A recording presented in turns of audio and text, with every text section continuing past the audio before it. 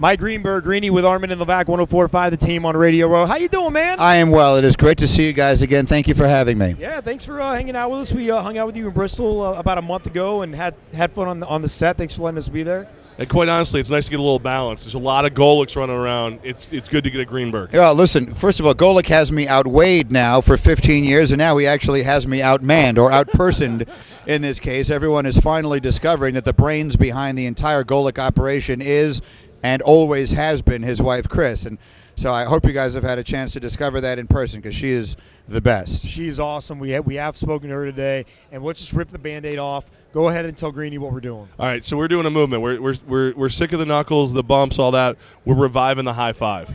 So can I get a high five from you? Oh, sure, you absolutely can. Yes. Now, why are you so cool about this? What's wrong with you? I would like to take it a step even farther than that. Okay. I am working on bringing around the bow. You know, I mean, in Eastern culture, the bow has been around forever. They seem to be doing fine with that. There's no exchange of germs involved whatsoever. That doesn't seem to me that in any way, in order to respectfully greet you, we need to touch each other in any way. That's not a necessity.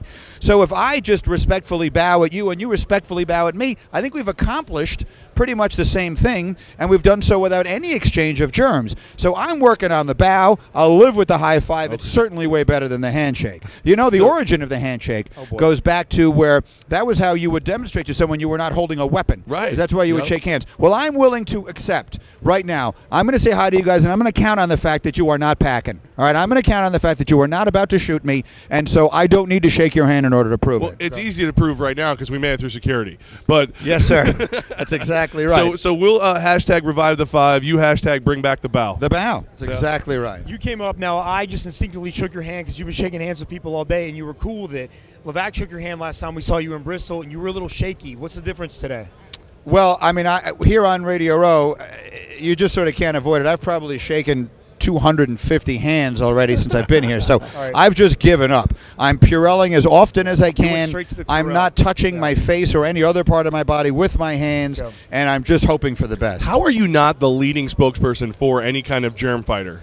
Well, because I'm the leading spokesman for Dove Men Plus Care, which is much more important with our campaign this year, which will be in a Super Bowl ad. I'm so thrilled with this. I'm 19 years I'm coming to this game. I have been coming to the Super Bowl. The first Super Bowl I covered, there was no Radio Row. I was a radio guy, and there were 5 radio stations at the Super Bowl. So for me to see what's happened here is just remarkable. But in all those years, I was never a part of a Super Bowl commercial until this year. And this one is great because it's about being a dad. The campaign is called Real Strength Equals Caring. And what it's about is how we should not measure each other and ourselves as men by how hard we work or how much money we make or how well we play football. It's about being a dad. And so the commercial, and you'll see it on the Super Bowl, is about dads and their kids and all the different ways you get called daddy, from the time your kids are 2 to the time you're walking your daughter down the aisle. And you got a tear in your eye watching it. It's just my little voice at the very end, but they did a beautiful job with the commercial. It's on the website, dovemencare.com right now.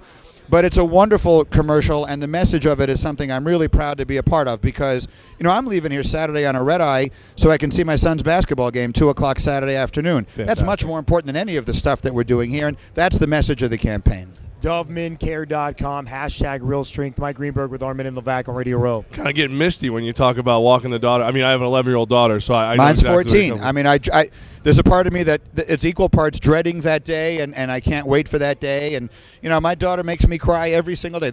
I've said that little girls are put on this earth only for one reason, and that is to make their fathers cry. Right. And she makes me cry every day. And that's what the commercial. You are going to listen. You're a crier. I can see that. Yeah, I hate to admit it. You are going to cry watching this commercial. Yeah. Make sure you get yourself a handkerchief. Okay. I'm going to go watch it alone in a little bit. Not to throw a shift in the emotions of you two guys. I'm emotional over here about Todd Bowles. We're the home for New York Jets. Is this the right coach for the Jets, Greeny? Really? Yeah, I hope so. I am optimistic.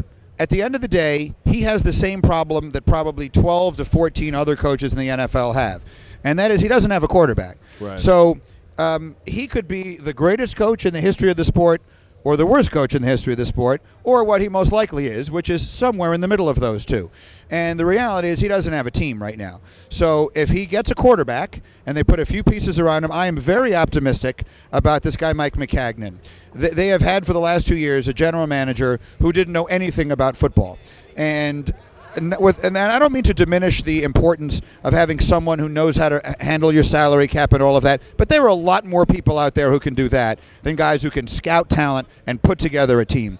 I have faith that this guy can do it. If he puts talent out there, I think Todd Bowles, he checks all the boxes, to use the commonly used expression. He's a former player. He's a Parcells guy. Obviously did a great job with the defense in Arizona. Seems to have a dynamic personality. So I'm in. I'm in on all fronts with Todd Bowles, and I'm hopeful. But at the end of the day, if they don't figure out something to do at quarterback, it's not going to make any difference who the coach is. Did you originally want an offensive guy, though? Weren't you a little uncomfortable originally? No, I'm not. I don't care as much about that. I want my head coach to have a bigger picture view. Nothing drives me crazier than after a game when a head coach will talk about one of his coordinators as though that guy was doing something and he didn't really have anything to do with it. Well, we wanted to run the ball there. No. If it's 3rd and 3, then you should make up your mind. This is fourth down territory, so run it twice. Don't throw a pass and then punt it. That's what I want, and that takes someone with a bigger picture view. I don't want someone who is calling the defensive signals or the offensive signals while the game is going on. So I really don't care if he comes from an offensive or a defensive background. What I do like about Bowles is that statistically he is by far the most aggressive defensive coordinator in football, which suggests to me that he has an aggressive mindset and an aggressive mentality. And if that is the case and that permeates the entire team, I think generally that's probably a good thing. What do you make of your ex-head coach going into almost an identical situation in Buffalo?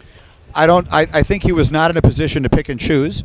I think Rex is a good coach, but I think that Rex falls under that. His problem was exactly what we just discussed.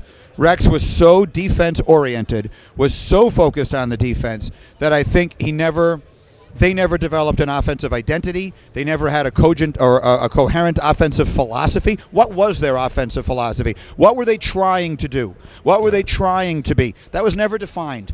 And I blame the head coach for that, not the coordinators. So that was his weakness. And I hope that he will learn from that. I like Rex personally, and he made it fun. There were a lot of times that it was a lot of fun to be rooting for the Jets because he was fun. So I wish he had gone to Atlanta because I would like to have rooted for him. You can't root for him when he's coaching in the division.